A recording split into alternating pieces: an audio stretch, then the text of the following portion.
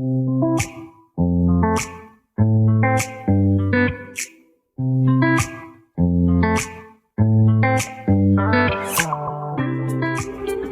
welcome back, everybody. It's time to meet our community, the Hispanic business community here in Orange County. Powered by the Orange County Hispanic Chamber of Commerce and Orange County's only community radio station, OCTalkRadio.net.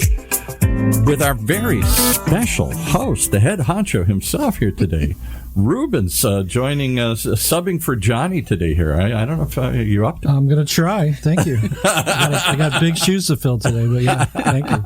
Johnny just jumps in and takes the mic and runs with it here. So we'll let you do the same here today. Who'd you bring with you today? Thank you. Yeah, we brought one of our great board members from the Orange County Hispanic Chamber, Paula Garcia-Arsenault, and we're going to have a good time here talking to her. And we want to welcome all of our guests today to the Orange County Hispanic Chamber podcast, where we call it our community podcast, where our community is your community. So we're very blessed to have Paula here today. She's with Chase Bank. And I'm just going to start off and just let Paula run with it and tell us a little bit about herself personally. And I'm going to get her to sit up and get a little closer. So we're like in third grade here. We're going to tell her to sit closer to the mic now here. Paula doesn't like to be told it. Just kidding, Paul. Okay, well, thank you for this opportunity. First of all, I really appreciate it. As Ruben said, I am Paula Garcia-Arsenault, and I'm with Chase Bank, and I'm their community manager. Been in this role only about 8 months now. I guess I should start a little bit about myself. I like to say I'm originally from Orange County, but I did move here when I was 6 months old. So I was born in Whittier, and then my dad got a position here with Steelcase, which was a big office furniture company, right, and moved here when I was 6 months old. And I'm proud to say in Santa Ana, and did all my schooling here in Santa Ana. Went to John Adams and then to Valley High School. So go Falcons. So if you know that, then that kind of explains my passion about the community. And yes, I'm going to jump right into that already. But I come from a family of 6, total 4 brothers and sisters. I'm the youngest, and I like to say I was the oops. I'm 5 years from my last brother. So if you ask them, I got everything. Absolutely got everything I wanted because I was mama's baby. So there's that. You know, I knew very young that I wanted to help the community. You know, the saying, you don't know what you don't have. I didn't know we were low income. I never understood that. We had a house. My dad worked hard. My mom worked part-time, and we all went to school, and we had a great life. But I knew I wanted more. Came from a family. I'm third generation. None of my siblings went to college, finished college. We all worked, and we all worked hard, and that's what I thought you did. At 16, I couldn't wait to get the license and get a job. I was very fortunate to work for 2 companies that taught customer service and help people, and that was McDonald's in South Coast Plaza. And yes, there was a McDonald's in South Coast Plaza.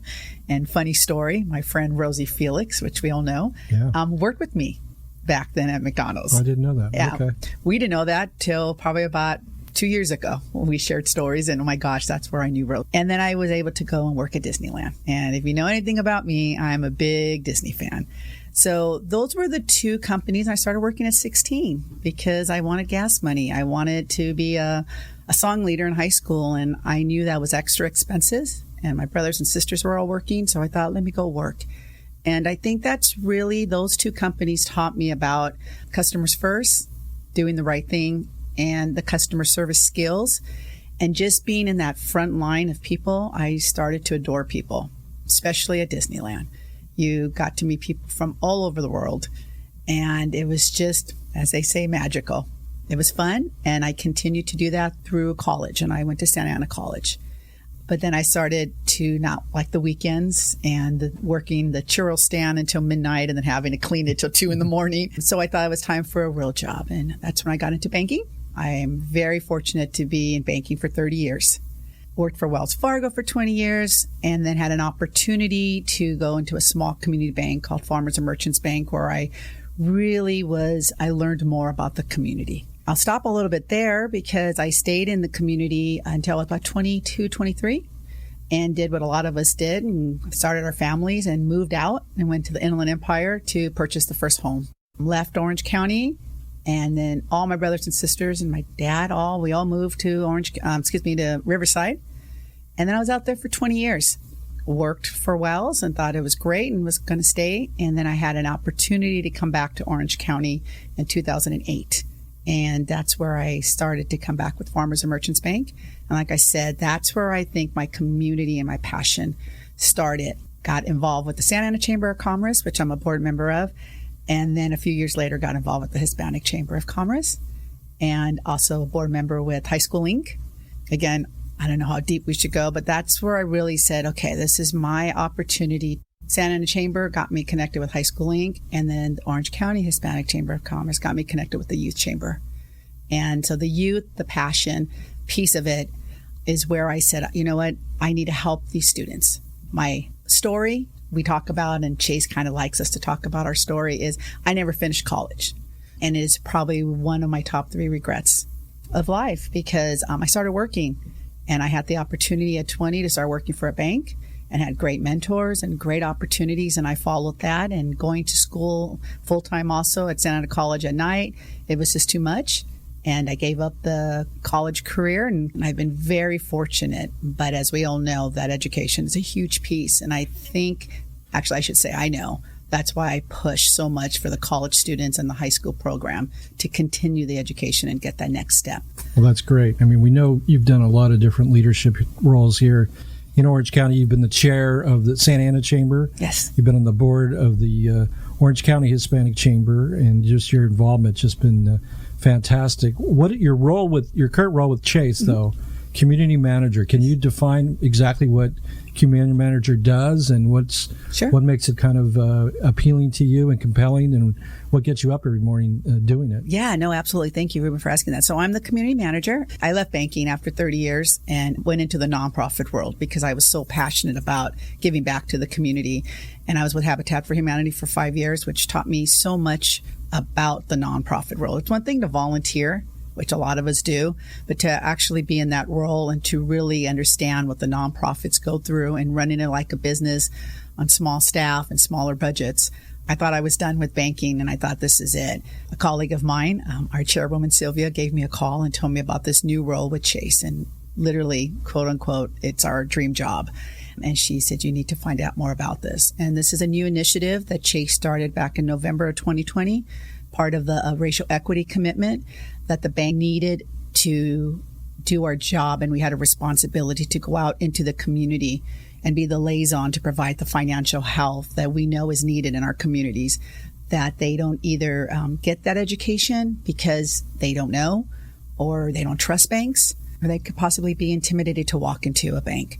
That is my role. I'm out there as the face of the bank, providing financial health workshops, having community conversations, providing resources, just being there as a person to help the community with, we always talk about wellness, mental wellness, but how about financial health? And as we know, it's not being taught out there, nowhere. Sure, absolutely. Well, we appreciate you being here today. And if people are just joining us, we have Paula Garcia-Arsenault with us today. She's with Chase. She's also a board member of the Orange County Hispanic Chamber of Commerce. And you are listening to the Orange County Hispanic Chamber podcast, where our community is your community. Tell us a little bit more about your current family, your immediate family. Sure, absolutely. As I like to say, I just got remarried, and I say just 6 years ago, to my Prince Charming.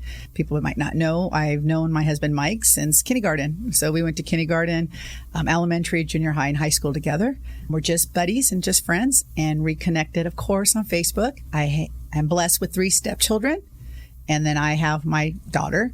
Kind of a funny story. So I have a son, Anthony, who's 30, daughter, Brandy, who's 29, my daughter, Haley, who's 26, and then I have another Haley who is 24. So that's kind of fun.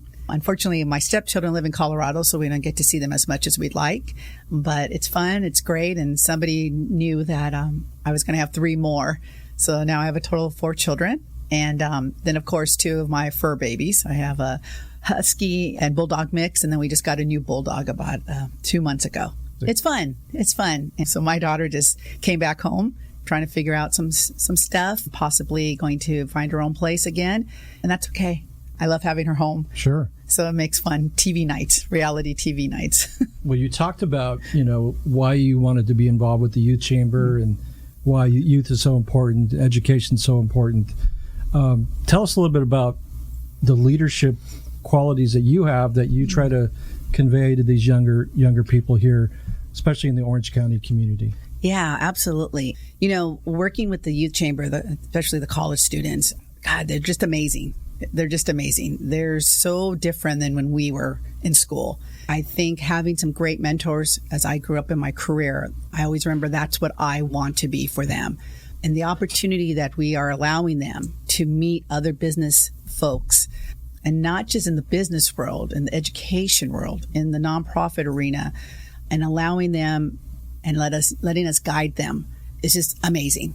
I say that the youth chamber, part of the Orange County Hispanic Chamber, is such a hidden secret still. And I think any youth out there that has the time, this is a great opportunity for them. The skills, we all need to work on our soft skills, the eye contact, the handshaking, our elevator speech. They do such a better job than even some of my own colleagues. Right. It is amazing. And I think so many of us want to help our youth, and we want to give them that opportunity and that extra step. And that's just what it is. So what I'm teaching them and guiding them is not anything different that they're going to possibly get, but it's in a form and an arena that they can be comfortable. And they can tell us things that maybe they can't discuss with their own student friends or maybe even their family. And we become friends. We continue that relationship after they graduate.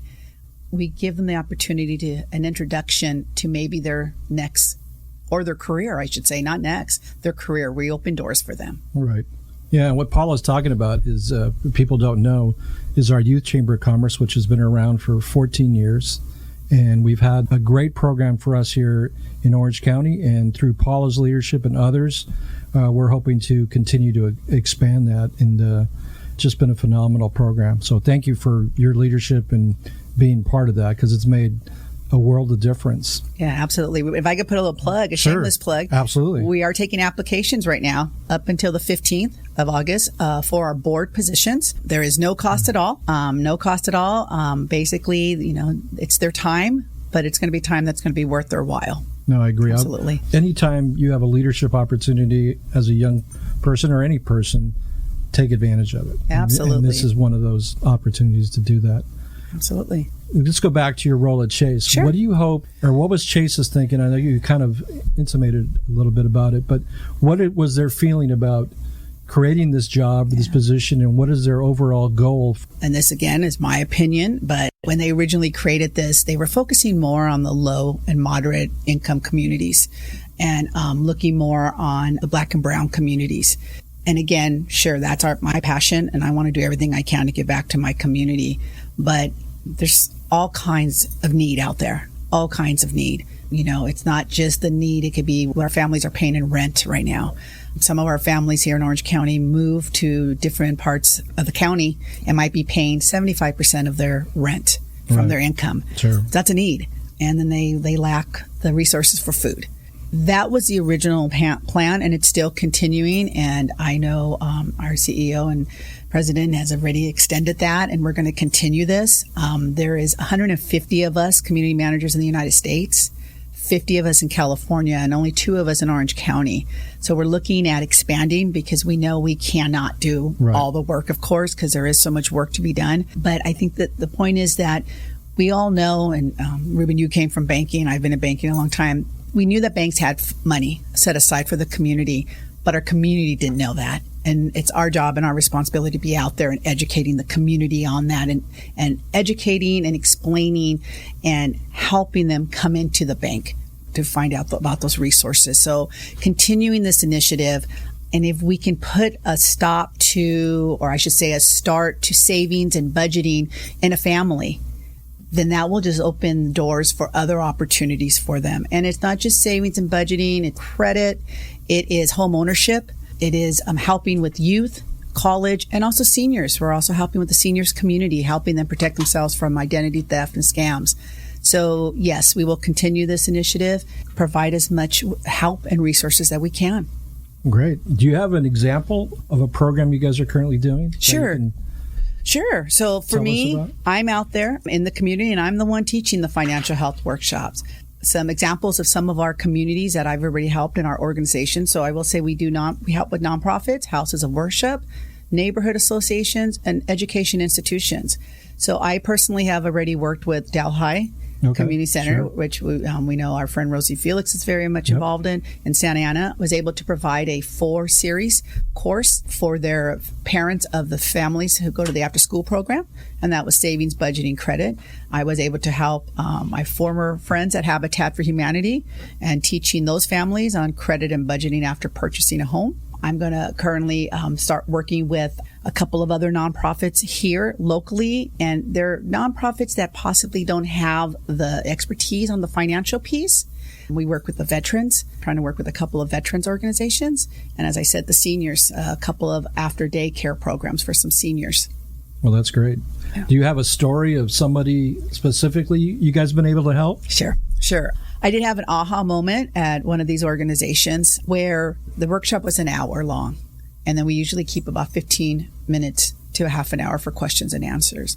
And one of the organizations that it was in person, we stayed an hour after because the community had so many questions about banking and the products and the trust piece. And for me, that was really the aha moment. They had never had accounts before because of possibly the culture and maybe the country that they came from. The trust, and sometimes some of our banking institutions in the different countries aren't always, they could be crooked. Yeah. Just to see the light bulb go off with them based on the questions and taking the time. We even take it to the next step, Ruben, that if these families want to then come in, we will make an appointment and we will meet with them at the bank to open their account and help them with that first step. I will say that was, for me, was really why I'm doing this, to educate and teach that community that might not have this resource. Oh, that's great. Tell us a little bit about why you chose to take a leadership position with like the Santa Ana Chamber and with the Orange County Hispanic Chamber, and why you think it's important for people like yourselves or others to be involved in the nonprofit world, and being not just in the nonprofit world, but being in leadership and taking that extra step. You're not just a volunteer, but you're a high-level volunteer, giving your time and effort to do these type of things. Why do you think that's important? I didn't start off by wanting to take these leadership roles, and sometimes I get called a community leader, and I step back and go, really, am I a community leader? Advocate, yes, but leader. But long story short, the Santa Ana Chamber kind of just happened by accident. Like I said, I had moved out of Orange County and went to the Inland Empire when I had the opportunity in 2008 and came back. I thought to myself, I've been gone 20-some years from this community. What do I do to get reacquainted? And I remember many years ago having managers be part of chambers. I went on the website and I saw that they were going to host High School Inc., the very first volunteer meeting 15 years ago. And I thought, and to find out it was at my high school where I graduated from. So that's how I got involved with the Santa Ana Chamber. And I just joined as a member and started to volunteer through High School Inc. And then I joined their ambassador program. And then when my buddy Dave Elliott, which you know very well, asked me to sit on the board, I felt like it was a responsibility of mine to help and to give that leadership back to the community that I grew up in. And if I could help students, business owners, women with whatever help they needed. And I think it was shortly after, maybe 3-4 years, me and you met, and you also offered me that opportunity. And I said, why not? I am Hispanic and I should be helping all of the county. And that's kind of how it started. It started by accident. And I just felt like being involved and giving my time that paid forward. And I enjoy being with people. I enjoy learning in that sense. And it also was going hand in hand with my business. I was meeting people. I was getting business from people who wanted to do business with me, because we were both, common sense was we were working together to help. I will be honest, my circle of friends are people who are helping in the community, people from the chambers, people who really care and are passionate about the community. So I think it's just something we all should do. But yeah, I think that's kind of how it started, by accident, and here I am. I would say 15 years later, back in the community, giving back as much as I can. Believe it or not, our time is getting close to an end, but is there anything else you'd like to convey to our audience? Sure, absolutely. I would just say, the Orange County Hispanic Chamber has opened many doors, many friendships, has helped me grow tremendously. So if you're listening to this, I would say, take a look at our website, come to one of our events, join. If you have a student at home, have them look into the youth chamber.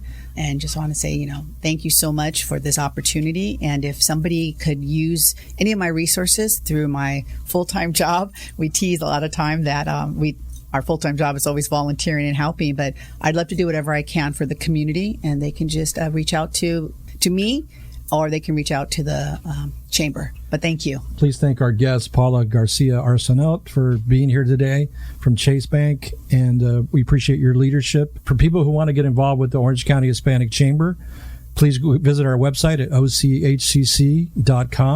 We have all the great information there. We also have a small business development center where we offer services to all of our businesses for no cost, thanks to a lot of the grants that we get. So once again, thank you for joining our community podcast powered by the Orange County Hispanic Chamber, where our community is your community. We will see you all next week.